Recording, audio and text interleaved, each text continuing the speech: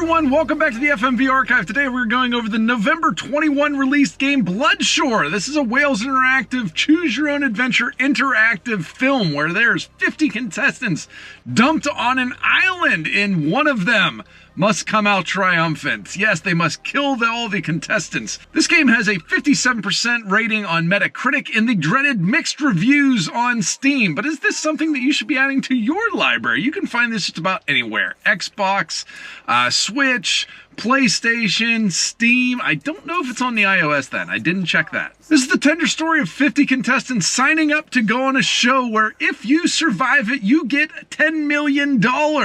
Sure, we've seen it before, but have we seen it before where one of the contestants is going inside to break down the game from the inside? Yes, actually we have. This is a complete Running Man ripoff. It is absolute ripoff of the movie The Running Man. We'll give you some details on that coming up. But first, we're going to go through our 10-point system to find out if this is actually a game worth playing. We're going to start with look and graphics.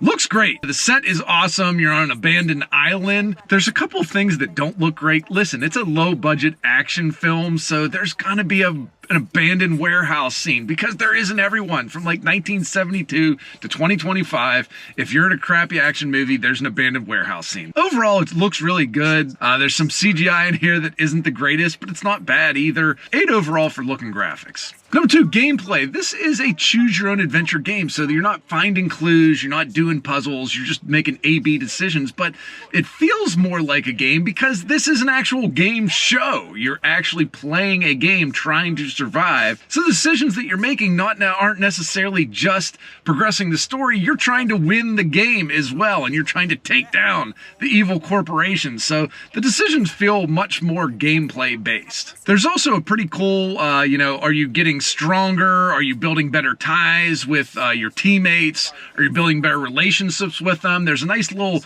kind of graphic for that, which I enjoyed. The gameplay is pretty darn good for Choose Your Own Adventure. I would give it a 7. Number 3, the story. I loved this story when Richard Bachman wrote it in 1982, and I really loved it when they adapted it for film when Arnold Schwarzenegger was doing it, but no, this is a complete ripoff. People going on a game show where you're getting hunted and killed. That's from The Running Man. People going on a game show where they're trying to bring down an evil corporation and take down a communications tower. That's right from the original Running Man movie. It's right from that. Using CGI to rig the game. That is right from The Running Man. That's from the actual book. It's from the actual movie. It happens right in there. There's so many things in here that they just ripped right out of it. Very lazy on the story. Although it's pretty good if you've never seen The Running Man because you don't realize any of these things. So I'll give it a 5 for the story.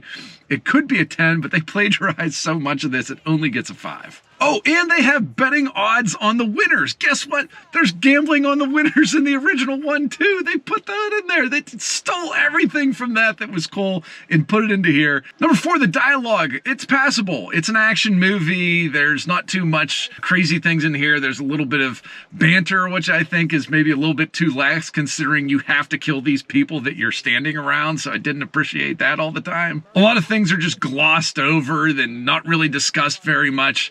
Oh, you're talking to somebody on a phone, which we're really not allowed to have on here, and it looks like you're setting up something. Oh, well, too many things are just passed on too easily, but the dialogue's not terrible.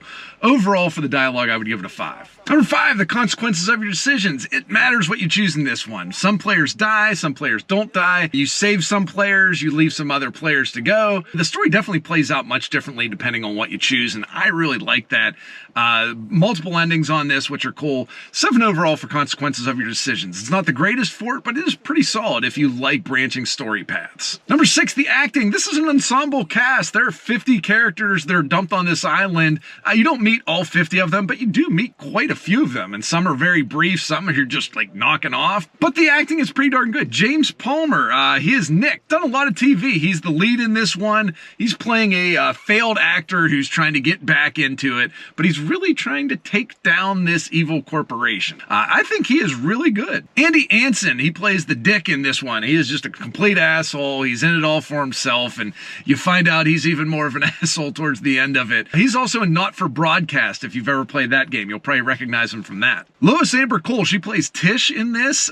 This is probably one of her bigger roles. Does a lot of smaller TV work, but I thought she was great in this as well. Overall, I think the acting's better than average for your average FMV game, so I'm going to give it a 7. Some people online really killed it. I think it's pretty good. Number 7, direction and cinematography. The shots really look good. Looks like an awesome island to be stranded on killing other people. I think that looks fun, but the abandoned warehouse, I get it, we're on a budget, but come on. We've been doing this since like 1972. Get out of the abandoned warehouse. We're on this lush island. Give me lush island shots. That's what I want. Tie somebody up to a bamboo stick or something. Don't tie them up to a chair in a warehouse. I think the fight scenes are above average for what you get in this type of budget of a movie. I think they're good. The fight scenes are good. The shooting scenes are good. Lots of action in this one, and I think it's portrayed pretty well. Also, the effects. I thought they were pretty darn good. Overall, the direction and cinematography, above average, 7 overall. The music is on point for this type of game. It is what it is. There's nothing spectacular to this. Never thought it stuck out in the game, good or bad. I'd give it a 6 overall, but nothing that I would say would win an award for composing for a video game, but definitely not bad. Number 9, what's inventive in this game? I did like kind of